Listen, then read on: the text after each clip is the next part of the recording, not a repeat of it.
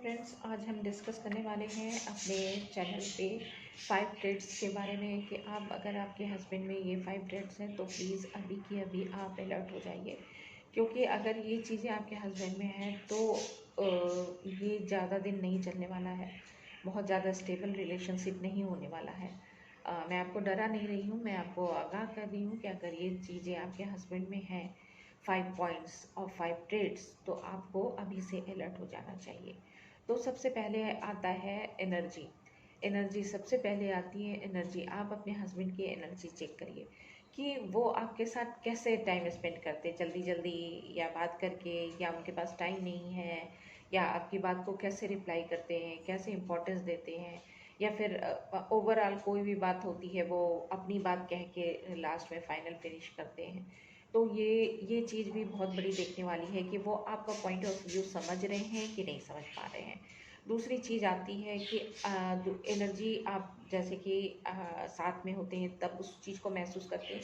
दूसरी आप एनर्जी महसूस करते हैं कि वो जो है आफ्टर सेक्सुअल रिलेशनशिप कैसे हैं, न्यूट्रल हैं, या फिर आपसे ज़्यादा आपकी तरफ ज़्यादा अट्रैक्ट हो रहे हैं, या फिर उन्हें कोई फ़र्क ही नहीं पड़ रहा है कि वो आपके साथ समय बिताए हैं, वो उनके लिए एक बेहतरीन पल था या कुछ इस तरह का। तो भी ये रेड साइन है कि वो आप में इंटरेस्टेड नहीं ले रहे हैं, इंटरेस्ट नहीं ले पा रहे हैं। और सबसे बड़ी बात है कि आप उनके इंटरेस्ट की नहीं हैं, क्योंकि सेक्सुअल रिलेशनशिप के बाद आदमी का बिहेवियर चेंज हो जाता है। वो आपको पहले से ज़्यादा प्यार करने लगता है, पहले से ज़्यादा वो आपके साथ रहने की कोशिश करता है, पहले से ज़्यादा वो आपको फील करता है। और अगर आपके हस्बैंड में ये चीज़ें नहीं आ पा रही हैं तो समथिंग आपको लगता है कुछ तो कमी है। अगर है तो यकीन मानिए है, वहाँ पे कुछ ना कुछ कमी है। और आजकल बहुत ज़्यादा रिलेशनशिप जो है आप देखने और सुनने को मिलता है, तो प्लीज़ इस पे आप थोड़ा सा अपना अवेयरनेस बढ़ा सकती हैं। फिर तीसरी चीज़ आ जाती है कि जैसे आप उनसे कोई बात डिस्कस करती हैं या कोई प्रॉब्लम ही डिस्कस करते हैं, कैसे वो आपको रिएक्ट करते, कैसे वो आपको शो करते हैं कि हाँ वो प्रॉब्लम सॉल्व कर रहे हैं, या फिर वो अरे गरे ही बात करके रख देते हैं, या फिर वो आपसे बात करने में इंटरेस्ट ही नहीं लेते हैं, या फिर कहते हैं अरे यार छोड़ो, ये सब तो होता रहता है, घर परिवार फैमिली की बातें, चाहे आप अपने ससुराल की बात कर रहे हैं, चाहे उनके मदर फादर की बात कर रहे हैं, वो बिल्कुल भी इंटरेस्टेड नहीं है। वो सिर्फ इस बात में इंटरेस्टेड है कि आप उनको उनके लिए क्या कर रही हैं, उनके फैमिली मेम्बर के लिए क्या कर रही हैं।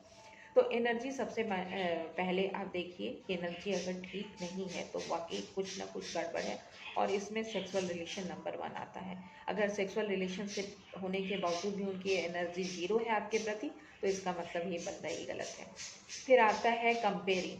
अगर आपके हस्बैंड आपको लेके किसी भी चीज़ को कंपेयर करते हैं, जैसे मान लीजिए आपकी शादी हुई है अभी नई नई, वो किसी शादी की बात को उठा लेते हैं कि उसकी शादी में तो इतना दहेज मिला, और उसकी शादी में तो ये वाली गाड़ी मिली, और उसको तो ये मिला, उसको तो वो मिला, या इस तरह की वो कहते हैं। या फिर उसकी वाइफ बहुत पढ़ी लिखी है, बहुत समझदार है, या उसके घर वाले बहुत रिच हैं। कुछ इस तरह से बात करके वो आपको आपको डायरेक्ट तो नहीं बोल रहे, लेकिन अगर वो आपको फील कराते हैं लोएस्ट, आपको वो चीज़ अच्छी नहीं लगती है, या फिर बात बात में आपको एहसास हो जाता है कि आपके फैमिली इस टाइप की नहीं है, या आपने उतना नहीं दिया, या नहीं दे के गलत किया, या आप कुछ डिमांड कर रहे हैं या आपसे कुछ डिमांड कर रहे हैं, तो ये भी एक रेड अलर्ट है आपके लिए। प्लीज़ इस साइन को बिल्कुल भी इग्नोर ना करिए। फिर दूसरा, थर्ड पॉइंट आता है, they never respect about you और योर बाउंड्रीज और whatever you are related for. वो आपकी कभी भी रिस्पेक्ट नहीं शो करते। कैसे आपको रिस्पेक्ट देते कि पहले पहले शादी होता है, जनरली आदमी बहुत ज़्यादा नहीं भूलता है, वो फैमिली मेम्बर्स के सामने मजाक पास कर देगा आपके ऊपर, अरे ये तो ऐसे ही है, इनका तो चलता रहता है, या फिर आपके फैमिली मेम्बर्स के बारे में मजाक कर सकता है, या फिर आपका कोई सामान है वो ज़बरदस्ती आपसे ले लेगा या दूसरे को उठा के दे देगा। नहीं, जैसे आप मान लीजिए आपकी साड़ी है, आप नई नई साड़ी, आपकी फेवरेट साड़ी है, तो उठा के अपनी बहन को दे देता, नहीं तुम्हारे लिए मैं दूसरा खरीदूंगा, ये दे दो, वो दे दो। ऐसे करके करते हैं, मतलब वो आपकी रिस्पेक्ट ज़ीरो है उनके फैमिली वालों के आगे, या फिर आपके सामान की रिस्पेक्ट ज़ीरो है, या फिर आपके फैमिली के मेंबर्स की रिस्पेक्ट ज़ीरो है। जैसे उनके आने पे वो बिल्कुल भी नहीं प्रेफरेंस देते हैं उनको, वो अपने काम में बिज़ी रहते हैं, आए हो तो आओ, बैठे हो तो बैठे रहो, उनको कोई मतलब नहीं रहता। आप भी अपने फादर के पास या मदर के पास जाके बैठती हैं, पूछती हैं उनसे हाल चाल, नहीं तो आपके हस्बैंड ना बैठते हैं, ना ये ज़रूरी समझते हैं, ना कोई आपका फैमिली मेम्बर ससुराल का मेम्बर वहाँ जाके उनसे बात करने में इंटरेस्ट लेता है। तो ये भी चीज़ है जो दिखाता है कि वो आपके और आपके लोगों की रिस्पेक्ट नहीं कर रहे हैं, जो कि आगे चलकर बहुत खतरनाक हो जाता है। तो इस बात को समझने की कोशिश कीजिए, ठीक है।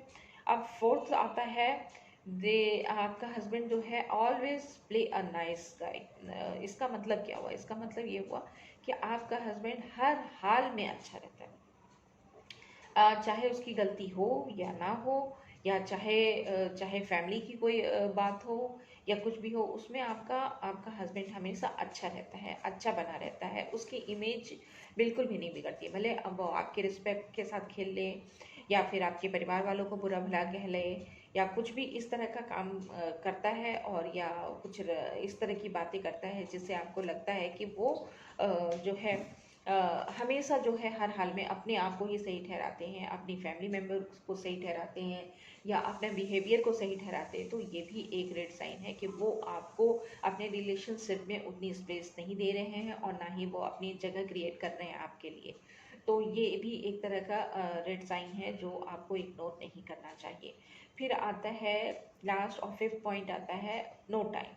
उनके पास आपके लिए पूरा पूरा दिन वो अपने फैमिली के साथ बिताते, पूरा पूरा दिन वो अपने कजिन या अपने लोगों के साथ घूमने जाते हैं या पार्टी पे जाते हैं, सब कुछ रहता है, आपके लिए उनके पास टाइम नहीं है।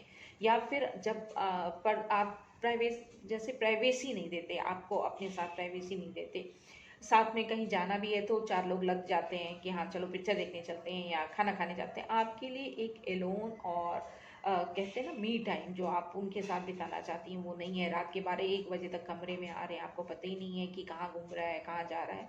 तो ये भी एक रेड साइन है जो आपके, अगर आपकी नई नई शादी हुई है तो आपको ये देखना पड़ेगा और आपको ये समझना पड़ेगा कि they are not ready for it. उन्होंने शादी कैसे भी कर ली है, कुछ भी कर लिया है, या उनको नीड होगी, या सोसाइटी में दिखाना होगा, या फिर उनको उससे फ़ायदा हो रहा होगा। I don't know what is the exact situation, but फिर भी मैं ये कहूँगी कि अगर ये सब साइन आपके हस्बैंड के साथ आपको दिख रहे हैं, तो अब ज़रूरत है आपको अपने ऊपर काम करने की, अपना स्पेस क्रिएट करने की, अपनी बाउंड्रीज क्रिएट करने की। बहुत ज़्यादा उन पर ध्यान लगाने की ज़रूरत नहीं है, क्योंकि ये रिश्ता, अगर वो आपकी तरफ ध्यान नहीं दे रहे हैं, वो आपको रिस्पेक्ट नहीं दे रहे हैं, तो ये रिश्ता में भी आगे चल के कड़वाहट में बदल जाए। तो उससे पहले आपको प्री प्लान हो जाना है, आपको तैयारी कर लेनी है हर चीज़ के लिए। और कोशिश करिए कि बहस ना हो, लड़ाई झगड़ा ना हो, क्योंकि बहस और लड़ाई झगड़े में कितनी प्रॉब्लम्स हो जाती हैं, ये लड़कियों के लिए ही समझना, क्योंकि अभी आपको टाइम लगेगा उस फैमिली को समझने में, आपके हस्बैंड को समझने में टाइम लगेगा। इसलिए ऑब्जर्वेशन बहुत ज़रूरी है कि आप उनको महसूस कीजिए, देखिए, समझने की कोशिश कीजिए, टाइम दीजिए थोड़ा, 1 साल 2 साल उनको समझने के बाद से आप डिसाइड करिए कि आपको क्या करना है। लेकिन अगर ये 5 प्रॉपर्टीज़ या ट्रेड हैं आपके हस्बैंड के अंदर, तो आपको अलर्ट हो जाना चाहिए। तो मेरे ख्याल से तो अलर्ट हो जाना चाहिए। बाकी आप जो है किसी अच्छे काउंसलर से, मैरिज काउंसलर से, या किसी अच्छे अपने मेंटोर से इस बारे में राय ले सकती हैं। फ्रेंड से थोड़ा अवॉइड करना चाहिए, क्योंकि फ्रेंड जो है जनरली आपके पॉजिटिव पॉइंट्स भी जानते हैं, नेगेटिव पॉइंट्स भी जानते हैं, तो वो बहुत क्लियरली नहीं देख पाते हैं इस सिचुएशन को। तो उम्मीद करती हूँ कि आपको मेरा वीडियो ये थोड़ा इन्फॉर्मेटिव लगा होगा, और अगर है तो प्लीज़ लाइक करिए, और इसको शेयर भी कर सकते हैं किसी के साथ। और सबसे ज़रूरी चीज़ है कि प्लीज़ अपने ऊपर आप अब काम करना स्टार्ट कर दीजिए, क्योंकि देखिए जब हम शादी करके जाते हैं तो हस्बैंड ही हमारा सब कुछ होता है। अगर वही वहाँ पे नहीं, एब्सेंट है, तो ये आगे बहुत प्रॉब्लम आने वाली है उस घर में आपके लिए। तो उससे पहले आप तैयार हो जाइए तो ज़्यादा अच्छा रहेगा।